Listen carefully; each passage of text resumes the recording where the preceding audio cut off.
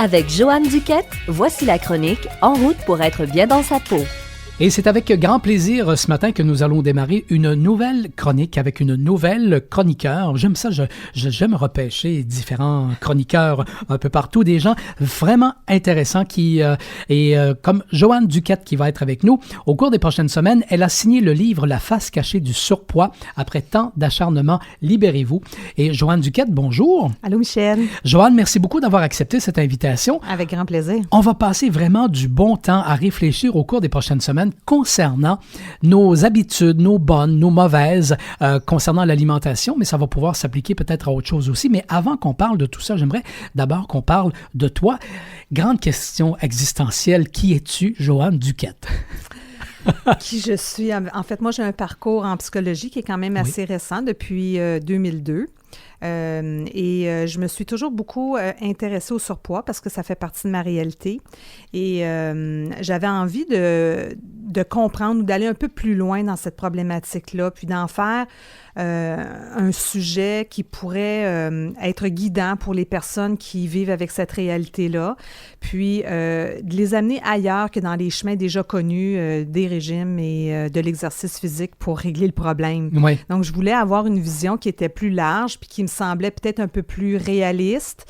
Puis plus accessible. Donc, ça a été ma motivation en cours de pratique d'écrire un livre sur ma réflexion personnelle par rapport à ça, puis comment moi je l'ai vécu, cette problématique-là, et comment j'ai surmonté ces difficultés-là, puis en gardant une bonne estime de soi-même, puis d'être engagé envers soi pour continuer à changer avec le fil du temps, même si on choisit une route qui est différente, on ne s'abandonne pas pour autant. Oui. Tu fais de la psychothérapie? Oui, j'ai fait de la psychothérapie quand même pendant plusieurs années. Puis quand j'ai sorti mon livre, j'ai décidé de fermer ma pratique privée à Saint-Lambert parce qu'il y avait un déménagement à la campagne. Et puis, j'ai envie vraiment de me concentrer sur les ateliers, les conférences. Donc, au niveau de l'horaire, là, ça fonctionne pas super bien. Donc, j'ai décidé pour le moment de mettre juste une pause sur la psychothérapie. Peut-être que j'en ferai plus tard, mais pour le moment, c'est pas tout à fait mon alignement. Là, j'ai envie de viser plus large pour aider les gens. Excellent. Oui, et on en a bien besoin parce que justement, tu en fais mention dans ton livre, tu en fais mention que le nombre de personnes en surpoids à travers le monde, c'est pas juste aux États-Unis, on entend souvent parler des États-Unis, on les pointe du doigt régulièrement, eux, mais c'est partout dans le monde, que ce soit la France, l'Angleterre et tout ça. Il y a des inquiétudes partout à travers la planète actuellement par rapport au surpoids et aussi à nos mauvaises habitudes alimentaires. Oui, aux mauvaises habitudes alimentaires et c'est juste par rapport à la problématique au niveau international, c'est vraiment considéré comme une épidémie maintenant. Oui. Puis, de plus ça va, plus on apprend des choses intéressantes sur cette problématique-là et c'est vraiment considéré comme une maladie. Donc, auparavant, on pouvait regarder le surpoids comme un ensemble de mauvaises habitudes, on ne mange pas les bons aliments, mais on se rend compte qu'il y a vraiment certains aliments qui débalancent l'organisme et qui créent cette pulsion pour manger, et c'est des pulsions sur des aliments précis comme le sucre, des choses qui sont salées. Donc, il y a vraiment quelque chose qui se passe biologiquement qui fait que ça crée un certain environnement qui favorise le surpoids. Oui. Donc, on le voit, puis on le voit à travers la planète, là, les gens qui changent leurs habitudes parce que les aliments sont de plus en plus transformés, donc ça a un impact. Et on le voit aussi chez des jeunes également, parce qu'avant, on pouvait aller jouer dehors un peu, on pouvait se dépenser, mais aujourd'hui, on pitonne, puis on joue un petit peu moins. Alors donc, la série de chroniques qu'on vous propose, très chers auditeurs, en route pour être bien dans sa peau, ça va être comme ça. On va parler de différents sujets et on va entamer notre sujet du jour, la motivation vers le changement. Juste, Joanne, comment on prend ça si on veut changer? Et là, on parle surtout de poids, mais ça peut s'appliquer également dans d'autres situations. Oui. Mais c'est sûr qu'on va axer surtout sur le poids. Oui.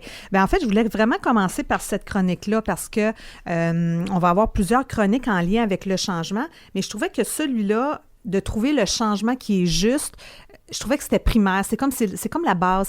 C'est ce qu'on doit mettre en place au début pour identifier nos changements. Donc, juste pour peut-être mettre la table un peu avec ça, tu sais, j'ai fait une réflexion par rapport au changement comme tel.